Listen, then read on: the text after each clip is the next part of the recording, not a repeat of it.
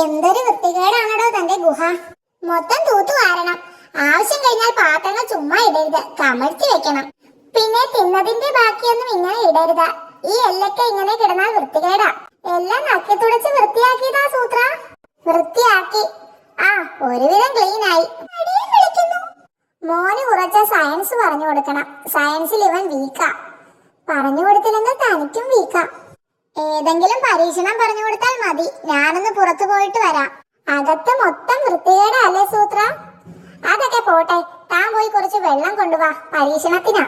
അല്ലെങ്കിൽ വേണ്ട, ഞാൻ കൊണ്ടുവരാം. എനിക്ക് ഏതായാലും ഒന്ന് കുളിക്കണം. മോനെ, അകത്ത് വേറെ പാത്രമില്ലേ? ഉണ്ട്. പകുതി വെള്ളം ആ പാത്രത്തിൽ ഒഴിക്ക്. എന്നിട്ട് ഈ പാത്രം ഇങ്ങോട്ട് കൊണ്ടുവാ. എന്നിട്ട് ഇത് പുറത്തു വെക്കാം. അകത്തെ പാത്രത്തിലും പുറത്തെ പാത്രത്തിലും വെള്ളം ഒരേ അളവിലാ. പക്ഷേ പുറത്തു വെച്ച പാത്രത്തിലെ വെള്ളം ആദ്യം വയ്ക്കും, ചൂട് കാരണം. കുറെ നേരം ചുമ്മാ ഇരിക്കാം. അതാണ് ഈ പരീക്ഷണത്തിന്റെ ഹൈലൈറ്റ്. ഹിഹി. എന്തായി പരീക്ഷണം? വന്നു. അത് വെയിലത്ത് വെച്ച വെള്ളം വേഗം വറ്റുമെന്ന് തെളിയിച്ചതാ. മോനെ, അകത്തെ പാത്രത്തിൽ ഇതിനേക്കാൾ വെള്ളമില്ലേ? അകത്തെ പാത്രത്തിൽ വെള്ളമില്ല. തന്റെ പരീക്ഷണം പൊളിഞ്ഞു. അയ്യോ.